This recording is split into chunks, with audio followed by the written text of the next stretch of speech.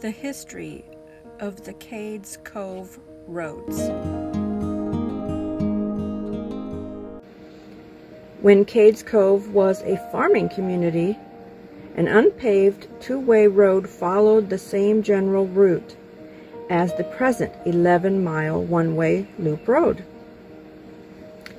In 1900, about 125 Cove families used the road, though not all of them lived immediately on the road. The Laurel Creek Road is the only entrance now to the cove.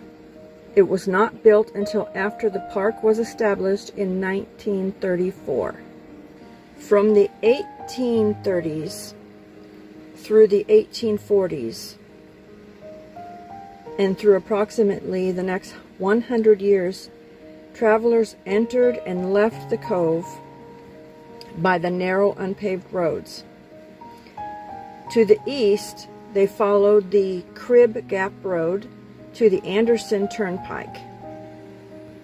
Then they followed the turnpike to Tuckaleechee Cove. People living near the center of the cove used the Rich Mountain Road to Tuckaleechee. The Cooper Road was the most direct route to Sevierville. The Rabbit Creek Road, starting at the Abrams Creek parking area, went south to Happy Valley. The Parsons Branch went south to a connection with the Parsons Turnpike. Most of these old thoroughfares are now hiking trails or primitive roads. Trailheads to 7 hiking trails are easily reached from the Loop Road. The Crib Gap Trail and the Anthony Creek Trail start at the upper end of the picnic area. The Anthony Creek Trail intersects trails that lead to Spence Field and Russell Field. The Rich Mountain Loop Trail starts near the gate to the Loop Road. Cross the road from the orientation shelter and walk with the traffic flow to the trail sign. The Cooper Road Trail is at stop number 9 on the map. You can buy Cades Cove tour booklets, and there's a map inside. It's $1. To reach the Abram Falls Trail and the Rabbit Creek Trail, turn right on the unpaved road a few yards after crossing Abrams Creek. The road leaves about a quarter mile to a large parking area and the trailheads.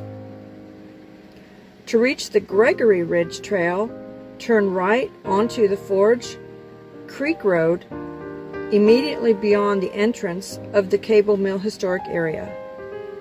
The trailhead is at the end of the Forge Creek Road, just beyond the turn to Parson Branch Road. Forge Creek Road is closed in winter. Once you start on the Loop Road, the only facilities are restrooms at the Cable Mill Visitor Center. Sparks Lane is a north-south road connecting each end with the Loop Road. It has been part of the Cove system since the 1840s. If you need to return to the campground or leave the Cove, take the shortcut to the east arm of the Loop Road. Hyatt Lane was once part of the Cherokee Trail. It's a two-way road across the cove, later served residents, and now is used by visitors who want to either cut short their tour of the cove or to repeat the western portion of it.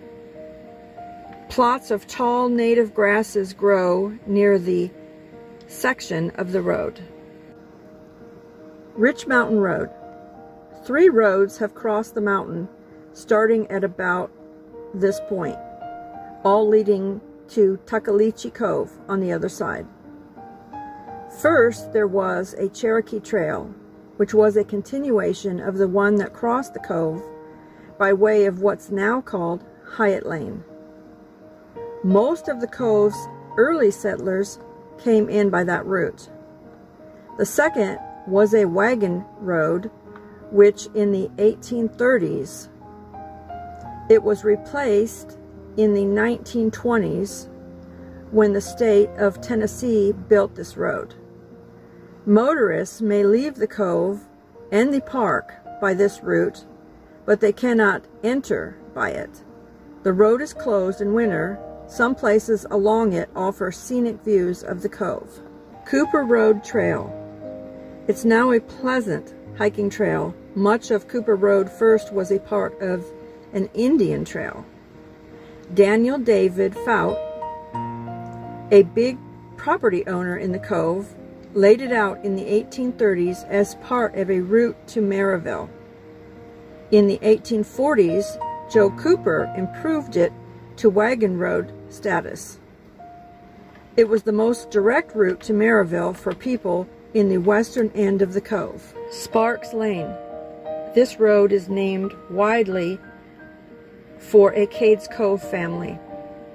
3 Sparks brothers, Tom, Dave, and Sam, were livestock herders in the high Smokies during the summer months.